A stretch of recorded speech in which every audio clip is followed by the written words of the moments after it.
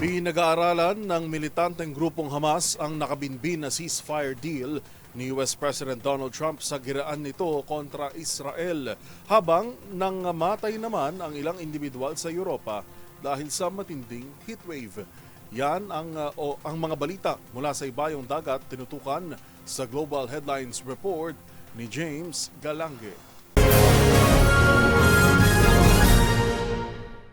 Balita mula sa Palestine, pinag-aaralan na ngayon ng sinasabing huling ceasefire proposal na inihain ni US President Donald Trump ng Palestinian militant group na Hamas. Sa isang pagpupulong na naganap sa pagitan ng mga opisyal ng Amerika at Israel, kinumpirma ni Trump na pumayag ang Israel sa 60-day o 2 buwang tigil putukan. Ngunit sinabi ng Hamas na tatanggapin lamang nito ang naturang agreement kung aatras ang puwersa militar ng Israel sa Gaza. Yan ay kasunod ng sabi ni Israeli Prime Minister Benjamin Netanyahu na nais pa rin umano nito ang total elimination ng Hamas sa pinag-aagawang rehiyon. Dagdag pa ng Hamas na pinag-aaralan din umano nito ang mga hinaing na ceasefire deal na mula naman sa Egypt at Qatar kung saan posibleng mangbigay ng mas malinaw na garantiya sa pagtatapos ng digmaan. Sa iba pang balita, patay naman ang 4 na individual sa Spain, 2 sa France at 2 naman sa Italy dahil sa nararanasang matinding heatwave sa ilang bahagi ng Europa. Sumiklab din ang iba't ibang insidente ng forest wildfire sa Extremadura, Cordoba at Catalonia kung saan 2 ang nasawi. Sa Turkey naman, pinalilikas na ang mahigit 50,000 residente na malapit sa kagubatan dahil sa banta rin ng posibleng pagsiklab ng forest wildfires dahil din sa heatwave. Habang nagtaas na rin ang health alerts ang Italy sa 18